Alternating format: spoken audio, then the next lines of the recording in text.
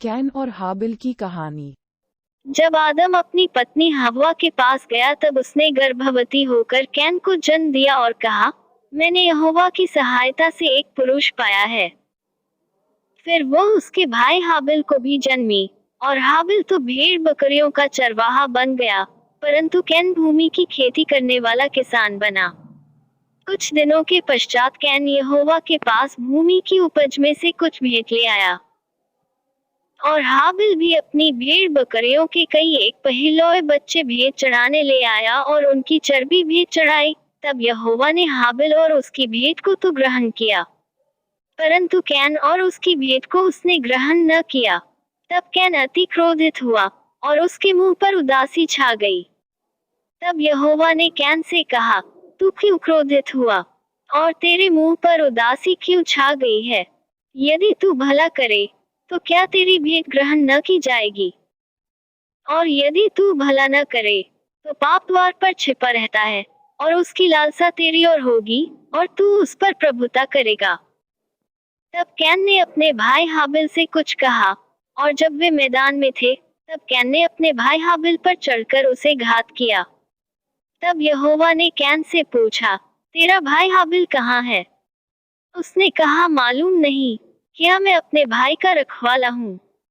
उसने कहा, तूने क्या किया है? तेरे भाई का लहू भूमि में से मेरी ओर चिल्लाकर मेरी दुहाई दे रहा है। इसलिए अब भूमि जिसने तेरे भाई का लहू तेरे हाथ से पीने के लिए अपना मुंह खोला है, उसकी ओर से तू शापित है। चाहे तू भूमि पर खेती करे, तो अभी उसकी पूरी उपज फिर तुझे न मिलेगी, और तू पृथ्वी पर बहेतू और भगोड़ा होगा। तब कैन ने यहोवा से कहा, मेरा दंड सहने से बाहर है। देख, तूने आज के दिन मुझे भूमि पर से निकाला है, और मैं तेरी दृष्टि की आड़ में रहूंगा और पृथ्वी पर बहेतू और भगोड़ा रहूंगा, और जो कोई मुझे पाएगा, मुझे घात करेगा। इस कारण यहोवा ने उससे कहा, जो कोई कैन को घात करेगा उससे 7 गुना पलटा लिया जाएगा। और यहोवा ने कैन के लिए एक चिन्ह ठहराया, ऐसा न हो कि कोई उसे पाकर मार डाले। तब कैन यहोवा के सम्मुख से निकल गया, और नोद नाम देश में, जो अदन के पूर्व की ओर है, रहने लगा।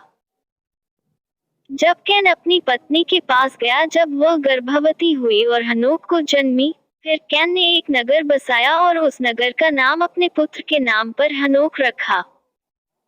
और हनोक से ईराद उत्पन्न हुआ, और ईराद ने महुयाइल को जन्म दिया, और महुयाइल ने मतूशाइल को, और मतूशाइल ने लेमेक को जन्म दिया। और लेमेक ने 2 स्त्रियां ब्याह ली, जिनमें से एक का नाम आदा, और दूसरी को सिल्ह है। और आदा ने याबाल को जन्म दिया। वह तंबुओं में रहना और जानवरों का पालन, इन दोनों रीतियों का उत्पादक हुआ। और उसके भाई का नाम युबाल है। वह वीणा और बांसुरी आदि बाजों के बजाने की सारी रीति का उत्पादक हुआ। और सिल्ह ने भी तूबल के नाम एक पुत्र को जन्म दिया। वह पीतल और लोहे के सब धार वाले हथियारों का गढ़ने वाला हुआ, और तूबल कैन की बहन नामा थी। और लेमेक ने अपनी पत्नियों से कहा, हे आदा और हे सिल्ह मेरी सुनो।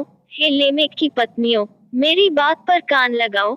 मैंने एक पुरुष को जो मेरे चोट लगाता था, अर्थात एक जवान को जो मुझे घायल करता था, घात किया है। जब कैन का पलटा 7 गुना लिया जाएगा, तो लेमेक का 70 गुना लिया जाएगा। और आदम अपनी पत्नी के पास फिर गया, और उसने एक पुत्र को जन्म दिया, और उसका नाम ये कह के शेत रखा, कि परमेश्वर ने मेरे लिए हाबिल की संति, जिसको कैन ने घात किया, एक और वंश ठहरा दिया है।